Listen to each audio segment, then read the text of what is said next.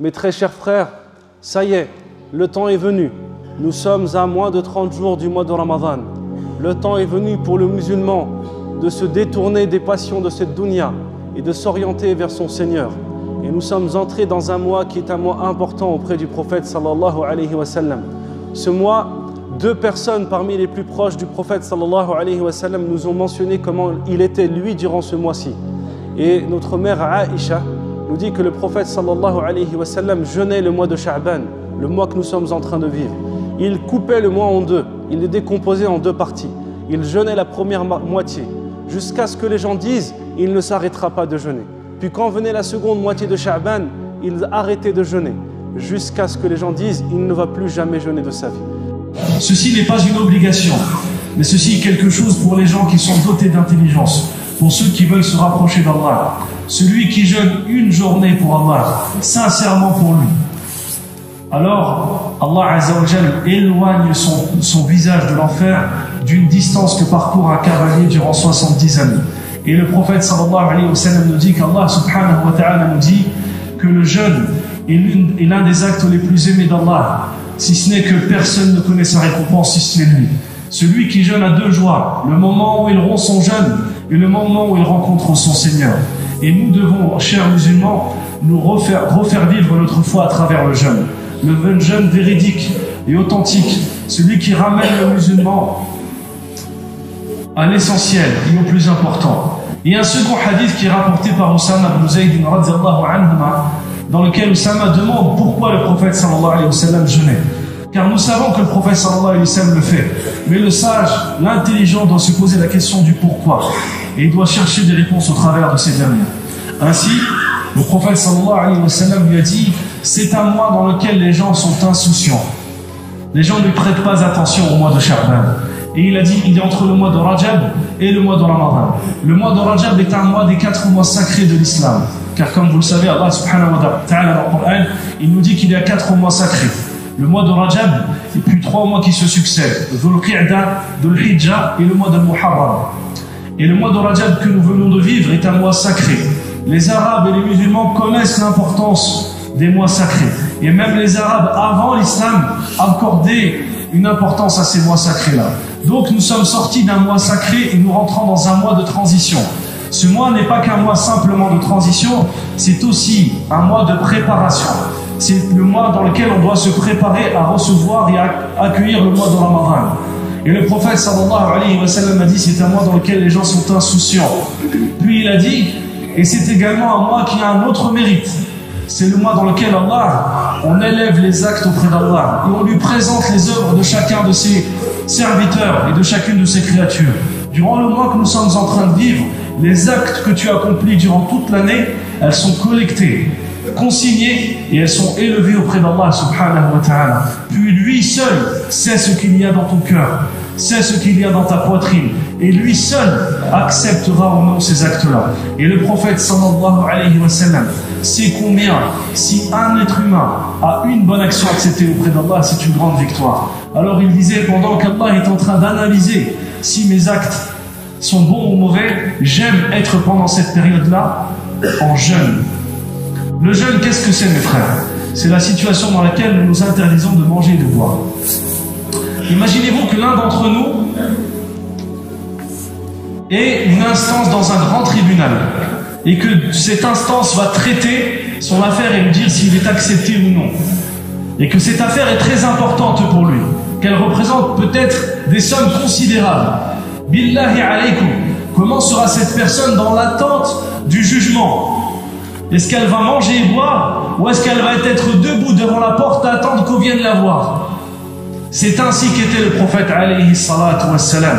Il savait que les jours que nous sommes en train de vivre, ces jours-là sont des jours importants et dans lesquels Allah Azza wa Jalla est en train de traiter et d'analyser nos œuvres.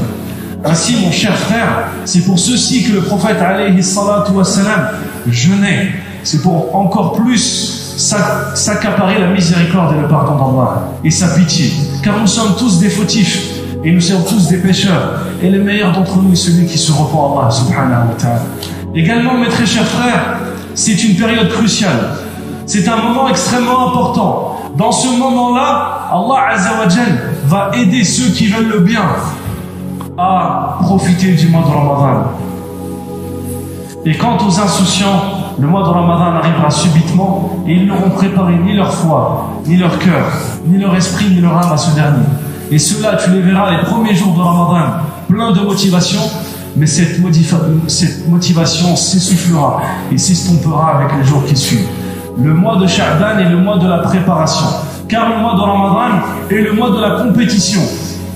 C'est le mois durant lequel le musulman cherche à faire le maximum de bonnes œuvres. Et avez-vous déjà vu un compétiteur, un sportif de haut niveau, entrer en compétition sans entraînement ni préparatif? Que dirions-nous d'un homme qui va aux Jeux Olympiques, à la Coupe du Monde, à je ne sais quoi, sans s'être entraîné? Il en est de même pour le croyant. Mon frère, l'heure est venue pour toi de te repentir, d'un repentir sincère, de t'écarter des passions, des péchés et de tout ce qui t'éloigne d'Allah subhanahu wa ta'ala, et de revenir à l'essentiel, le plus important, la relation que tu as avec Allah. Est-ce que ton cœur y frémit lorsque l'on évoque son nom? Est-ce que tu aimes à lire sa parole, à écouter ses discours? Est-ce que tu aimes à l'adorer? Ou est-ce que tu fais partie de ceux qui l'adorent en étant fainéants, de ceux qui l'adorent en ayant un fardeau sur leur tête lorsqu'ils doivent faire leur prière? C'est le mois venu pour toi de te poser la question. Wallahi, j'exhorte ma personne, ainsi que tous ceux et toutes celles qui m'écoutent, à se repentir à Allah d'un repentir sincère. Prenez ne serait-ce qu'un moment dans la nuit, lorsque personne ne vous voit, et accomplissez 2 rak'at.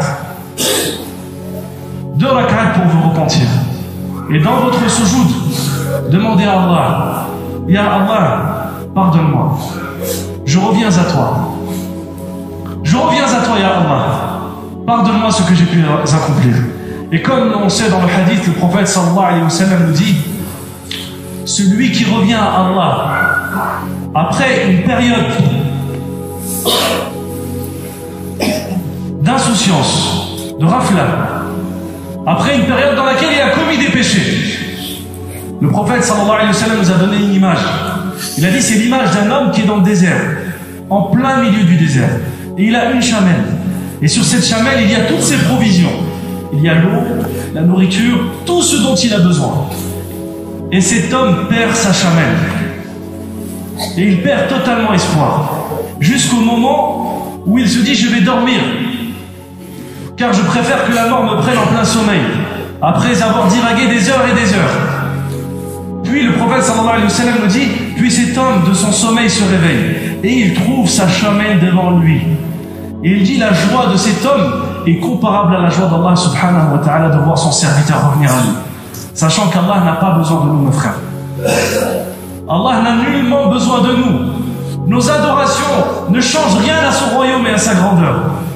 Et nos péchés et nos transgressions ne changent rien à sa majesté et à sa splendeur. Il est le Tout-Puissant, le premier et le dernier. Et nous sommes les petits et les indigents face à lui. Mais le fait que toi, mon frère, toi, ma sœur, tu reviennes à lui avec sincérité, ceci est une joie pour Allah subhanahu wa ta'ala. Et il est venu le temps pour toi de revenir. Et il est venu pour toi le temps de revenir.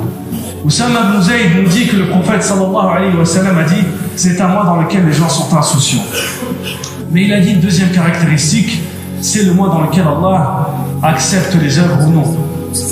Et si nous jeûnons et nous revenons à Allah subhanahu wa ta'ala, si nous nous repentons à lui, peut-être qu'il aura pitié de nous. Et que par sa miséricorde, il nous embrassera et il nous ouvrira les portes du paradis. Mais très chers frères, le mois de Ramadan est un mois important pour nous. Et nous ne devons pas faire partie des insouciants. Nous ne devons pas faire partie de ceux qui sont insouciants. Nous terminerons par mentionner le mois de Rajab chez les premières générations de l'islam. L'imam Ibn Rajab, le mois de Sha'ban, pardon.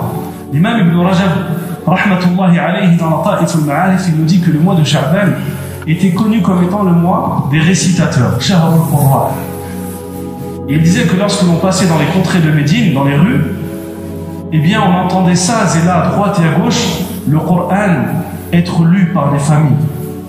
C'est le mois en fait durant lequel le musulman, il revient au livre d'Allah subhanahu wa ta'ala. C'est le mois dans lequel le mushaf que tu as acheté, ou le Coran qu'on t'a offert, qui s'est malheureusement au cours de l'année rempli de poussière, parce que on n'avait pas le temps, parce qu'on a préféré passer du temps dans des distractions qui sont inutiles. Ce mushaf là, c'est le moment d'effacer, d'enlever la poussière qui est dessus. Et c'est le moment de le prendre et de le lire. Et de s'attacher à sa lecture. Et de s'ordonner et de s'obliger à un rythme avec le mushaf. Ce qu'on appelle un wird quotidien. C'est le mois de Sha'ban. Et sachez-le, le Coran, ce n'est pas n'importe quelle bouche qui peut le réciter. Et ce n'est pas n'importe quel cœur qui peut recevoir sa lumière. Allah subhanahu wa ta'ala, il nous dit que c'est un livre grandiose. Wa innahu la kitabun aziz.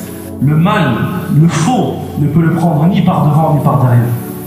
Et il est une révélation d'un large, plein de largesse et d'un parfaitement connaisseur. Allah subhanahu wa ta'ala. Tant que ton cœur sera plein d'amour de cette dunya, tant que ton cœur sera plein d'amour du péché, tant que ton cœur sera plein d'amour des passions, tant qu'il sera distrait par ces éléments-là, alors la lumière du Coran ne pourra l'atteindre. Alors tous ces éléments te parasiteront du Dieu. C'est pour ceci qu'il nous faut nous repentir, afin de goûter à la douceur de la foi, afin de lire le Coran, comme le faisaient nos aïeux et nos prédécesseurs. Certains d'entre eux prenaient un passage du Coran, et ils le lisaient, et ils le répétaient en prière toute la nuit, jusqu'à ce que le Fajr arrive. Ils faisaient des nuits blanches, non pas avec leur téléphone, non pas avec leurs concubins ou leurs concubines, ou leur amour, ou non pas avec Pierre, Paul, Jacques ou je ne sais qui, mais ils le faisaient dans la relation la plus étroite avec leur Seigneur Allah subhanahu wa ta'ala. Parce qu'ils avaient dans leur cœur l'amour d'Allah.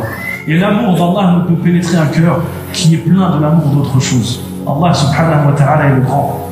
Et il souhaite de nos cœurs qu'ils soient propres et purifiés. Qu'ils soient propres et purifiés pour nous. Ainsi, mes très chers frères, mes très chères sœurs, l'heure est venue pour chaque musulman de revenir à Allah Azza wa Jalla. La cour de récréation a sonné. Il est temps pour nous de revenir au sérieux. Celui d'entre nous qui profitera de ces jours pour revenir, bonne nouvelle à lui, il profitera du mois de Ramadan.